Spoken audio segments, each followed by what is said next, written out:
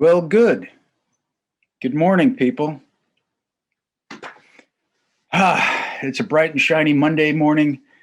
San Anselmo, California. Guy Meyer here with California Times. And yeah, I got to get off to a good Monday start here. And I don't know, you're venturing into my little world again, and I appreciate it. I don't know how how anything hardly works in this universe, but I keep trying to find out. Or I don't, I just all, it's curiosity. Curiosity. Don't you think we all have some kind of curiosity? Of course we do.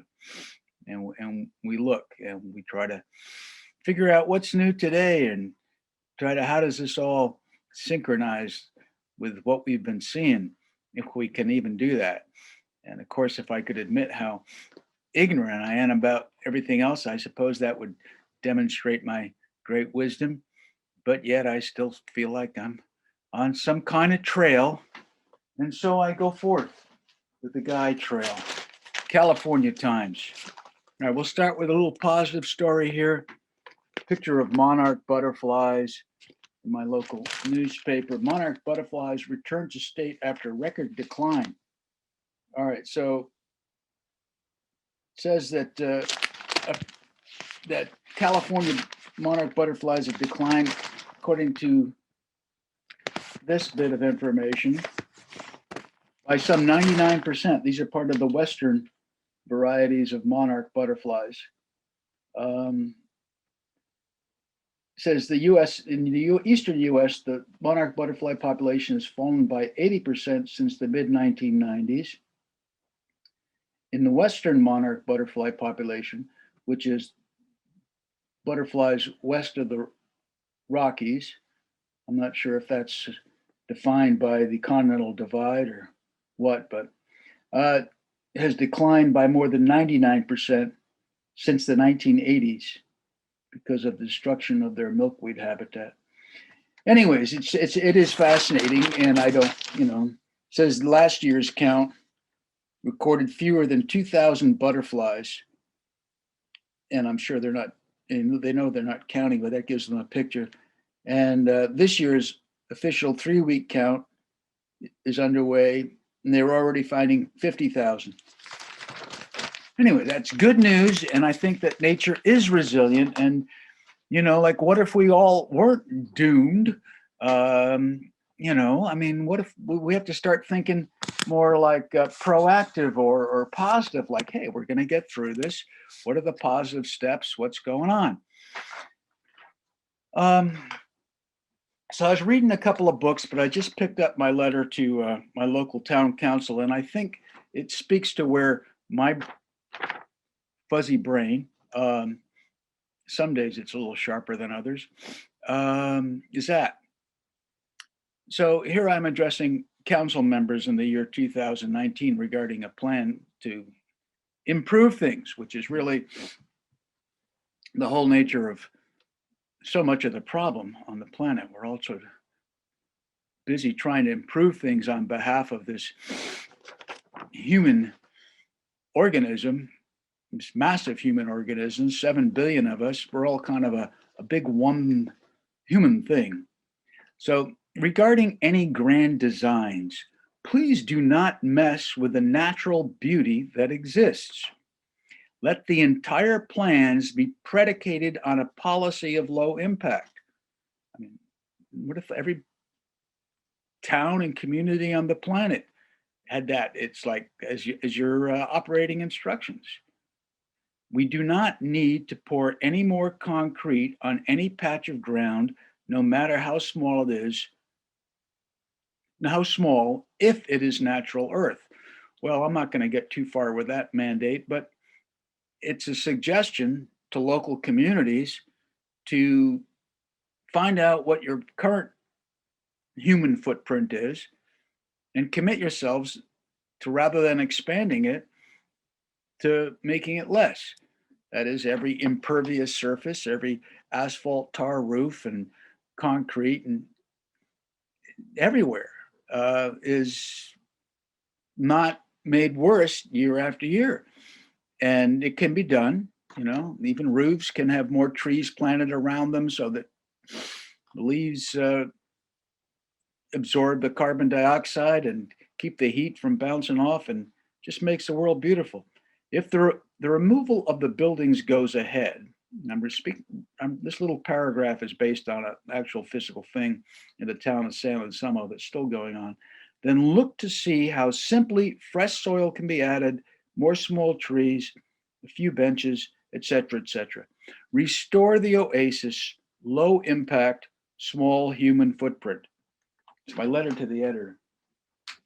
In the meantime, the whole fundamental problem is really, like the overpopulation issues on the planet, and then the George Washington nailed it back in his farewell address. Hyperpartisan politics, this division is going to create a battleground where people are no longer communicating or talking, or even it's just all vying for power within the two sides. So I picked up a library book just randomly, like you go down an aisle, and I thought, well, I'll just find one section of books and then pick on this one little section, one off the shelf. And so I ended up with this book, which is seems kind of grim, UnManned, a deftly crafted and frightening tale, part mystery and part thriller. The author displays an impressive command of the details of military technology and drones. Anyways, it's sort of a dark thing, but it's real contemporary. So I'm just going to read a little bit from the opening, and this is our real world here.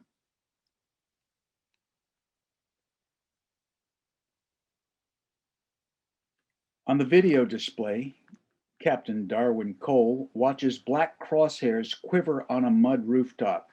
He doesn't budge, the stick and rudder. No piloting needed now.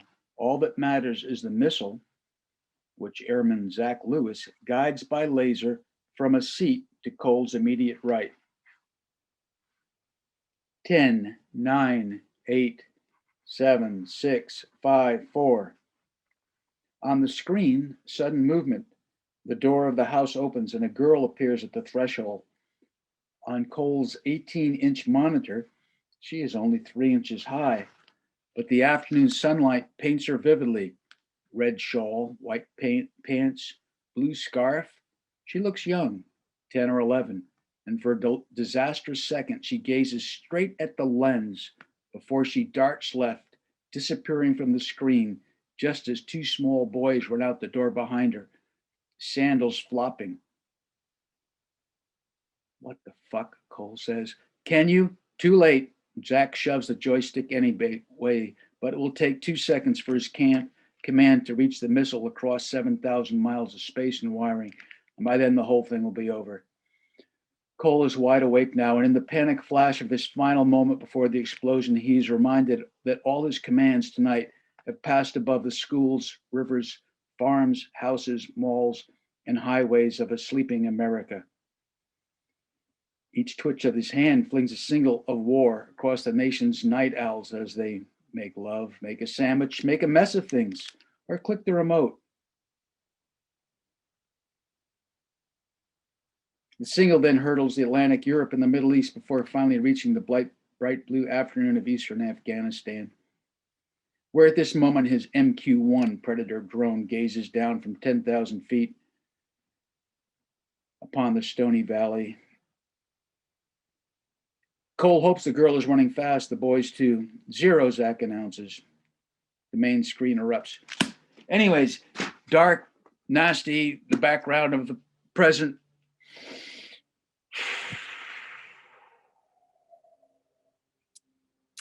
I think sometimes the issues of where blue got lost, and I would say blue, that would be the Democratic Party side of the paradigms, of the vision is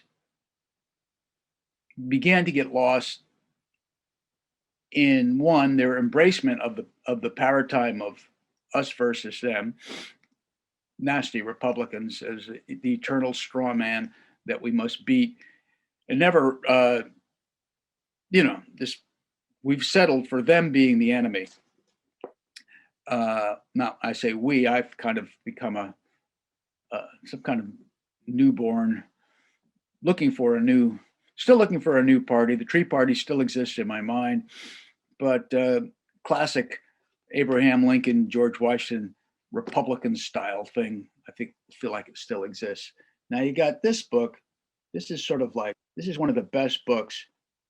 Bill Press, liberal commentator, How Obama Let Progressives Down, because at least it documents so much of what happened during the Obama administration. And to me, he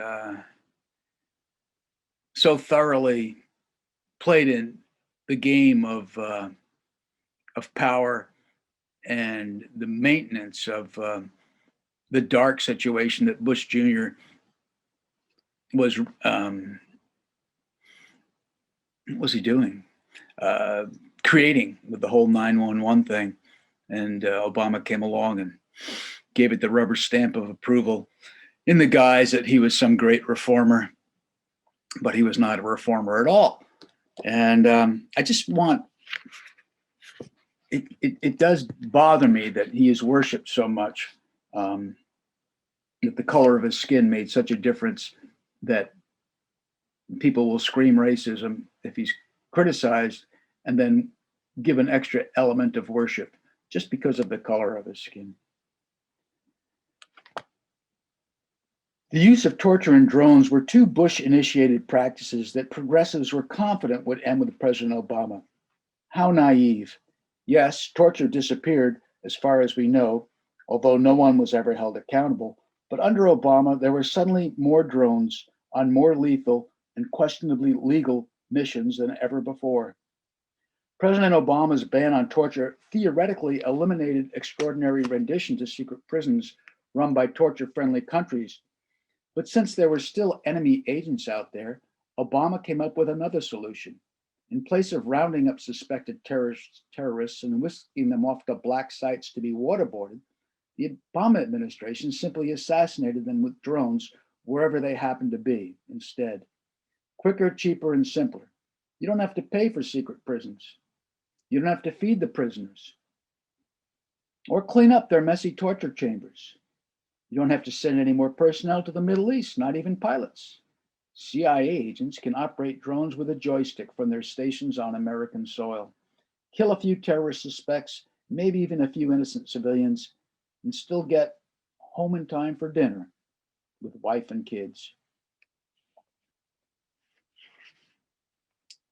At first, according to reports, Obama merely shrugged those problems off. In one Situation Room meeting, Mark Mazzetti reports in The Way of the Knife, a book he wrote, General James Cartwright, vice chairman of the Joint Chiefs of Staff, asked why the United States was in effect building a second Air Force. And that would be an interesting graphic or figures to how many drones were built during the Obama administration. Sure, it got started during Bush Jr.'s. Building a second Air Force in the form of the CIA's expanding fleet of drones. Obama's cold response to asking the question of why were we building a second? The CIA gets what it wants. Well, according to Bill Press, Obama later regretted his decision and proposed moving drone operations to the Pentagon.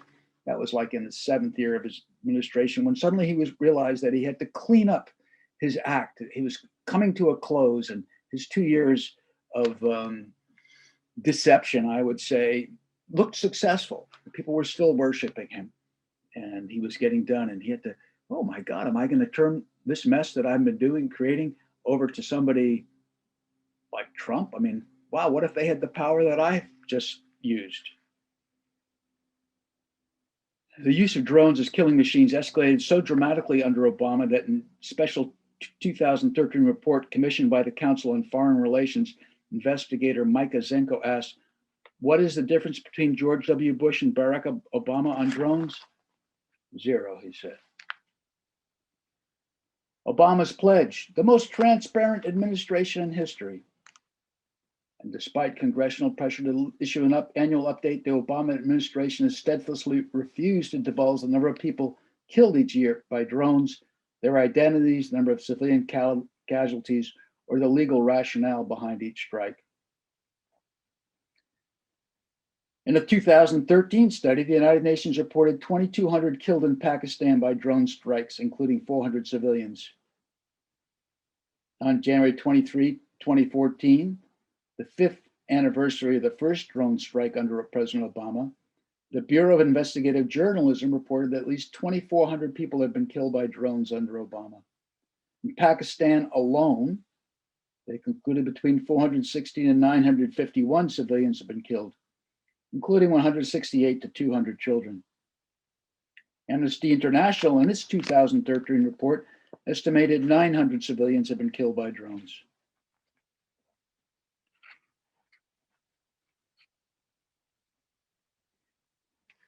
Quote, "Nobody has ever told me why my mother was targeted that day," Rafiq ur Rahman told the stunned panel through a translator. Quote, "Some media outlets reported that the attack was on a car, but there is no road alongside my mother's house.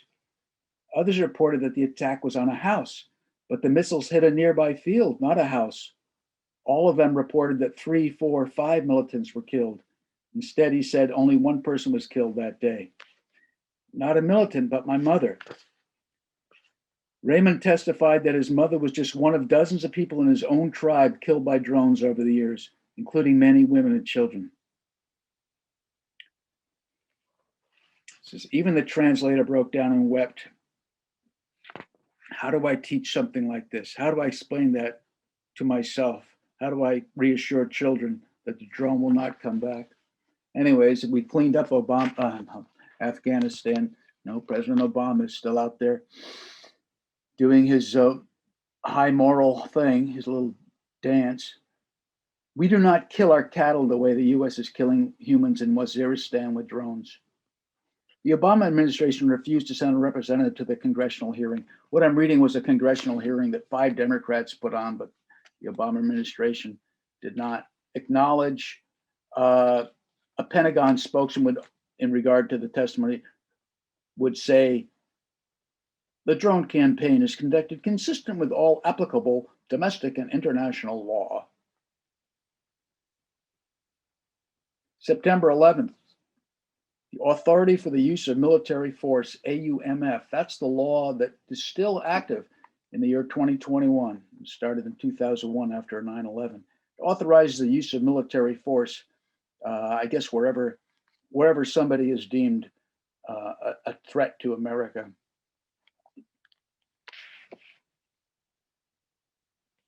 And of course, he could kill not only suppose the enemy, but American citizens. And of course, that there's the defense that Obama would provide was I can think of kind of a typical style of President Obama. He did the same thing with the security, the overt security spying on Americans, where suddenly it was like, oh, make a high moral statement. Yes, this is deeply disturbing. I think we really need to investigate it. This is something that he's been doing for 5 years. And of course, he ran for office on the basis that he was a change. Quote Obama, "So America is at a crossroads. We must define the nature and scope of this struggle, or else it will define us. From our use of drones to detention of terrorism around the world, these decisions we are making now will define the nation and the world that we leave to our children." How beautiful. Oh, uplifting. Obama ended by assuring the world that the United States was adopting new strict guidelines for the use of drones.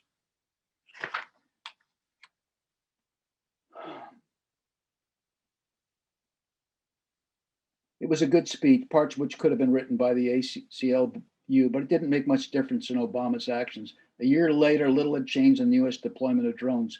Civilians were still being killed. Human rights still did not figure in the calculation. Location and casualties of drone attacks were still kept secret, and American citizens were being targeted.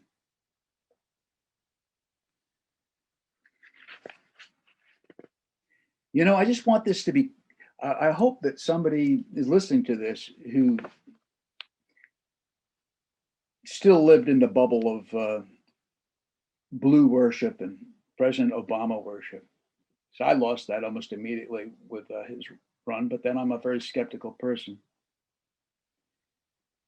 Who decides who's a legitimate target and who's not? In most cases, it was President Obama himself.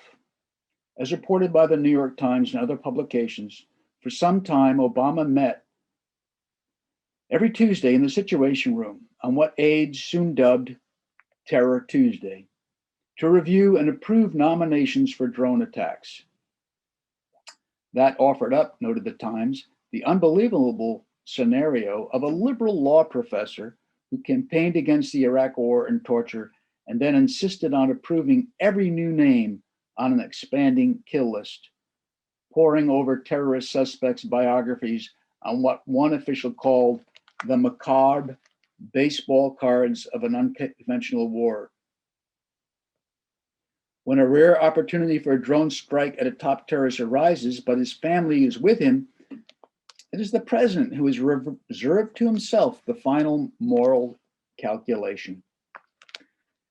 I mean, this is fascinating, isn't it? This was our world. Did you know that, folks? I mean, some of us, if you don't like Obama, there can only be one reason. You must be a racist. I don't know. Maybe I'm on the far left that I find his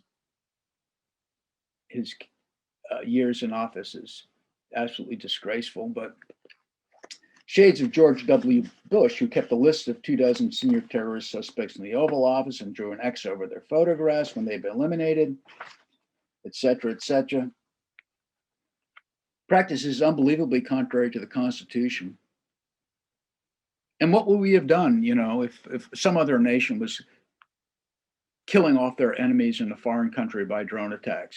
What would be our response if Venezuela and Colombia went at it, or Israel? And I mean, anyways, he got away with it.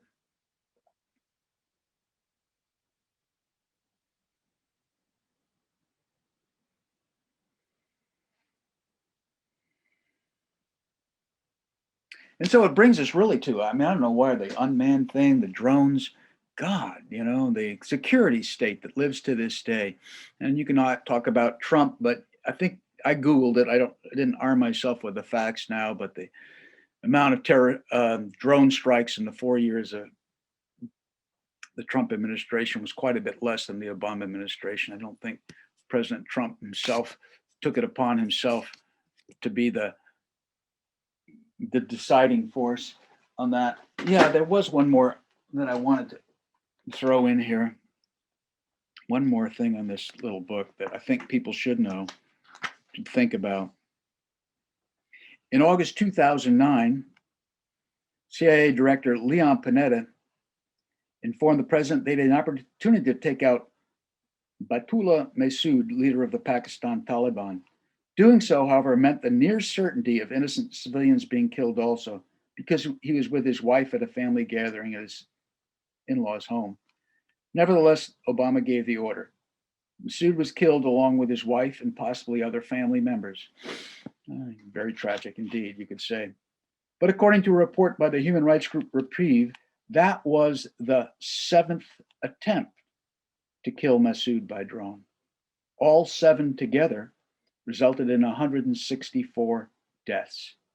They finally got him. Oh, I'm so sorry, people. But I feel like we should just back out of this worship of our particular tribe. If the Democratic, the people who are anti-hatred in this world,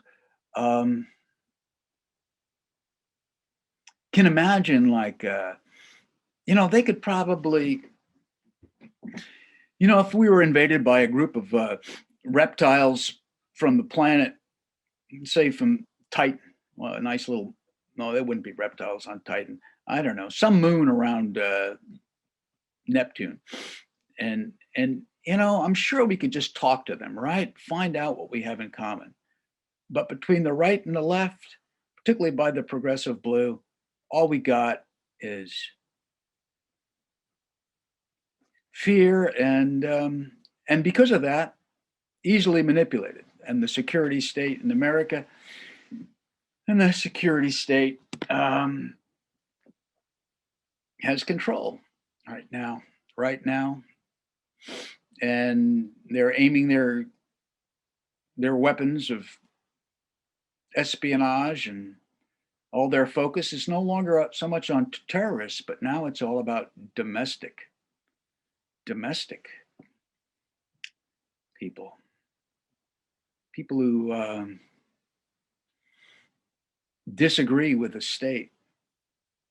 Uh,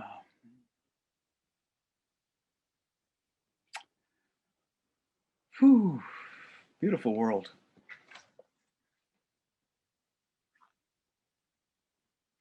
I think of a tree party. I don't know how to start anything. Not very organized human being. I sure wish there was a tree party. And how do we, I'm thinking about my dad's plan of that the only solution was world law that we all agree to. This proliferation of weapons, the Chinese with their hypersonic nuclear missiles, and Obama launched the $1 trillion makeover of our own atomic nuclear arsenal. Of course, it made the headlines when Trump rubber stamped it, but it only made like page 5 or 6 in a small article when Obama launched the whole thing. I'm just trying to put this in comparison, people, when we look at who our enemies are in this world. And how do we get to a world of world law? And I'm kind of a decentralist. I am a decentralist in terms of my vision or my belief that maybe every nation on the planet, rather than have some governmental authority rule all the nations, but maybe they could have a law that control their own militaries. And, and George Washington's wisdom, which I think he had, could be respected about being a nation that wasn't aggressive and didn't even have a standing army, and that, let's say, from 100 miles off any coast or border of any country, that no military of our own country would exist. So you'd have all this neutral ground. Anyways, we need to disarm the world, and it's pretty serious still. Anyways, we're all connected. That's the element we got to keep working on. Back off from demonizing the other side, whether you think somebody's a racist or a communist or a fascist or whatever. People get really attached to their side. They get all, and I have to be careful. Like, am I? Maybe I am. I don't know if I have a side right now. I have a lost vision of this utopian tree party concept. Anyhow, had to bring that up. It's been lurking on my mind. Now you know some of my issues with the deceptions of the blue state world, where I don't know how far it goes back. It goes back a bit. Partly it's, I think, that thing about the rights of the individual versus the collective. If you wanted to broadly say that Ayn Rand and Republicans believe in the rights of the individual, and the Democrats, from Ayn Rand to Karl Marx, everything has to be for the people. And if you give too much liberty to an individual, that is a threat. I lean definitely toward the individual. I think that's where everything starts, and liberty, as difficult as it is really beautiful. The overpopulation problem, that's almost the roots of the whole issue on the planet. And rather than take extreme matters into our hands, like abortion or God knows what of government demanding birth control, I think we just got to begin to ask people and get those condoms spreading. And I'm serious. I don't know. There's a better world. We can do it. Improvement is possible. All right. Bless you all. It's Monday. I'm going to try this up again tomorrow. All right. I'll have something different to say. Cheers. Bye.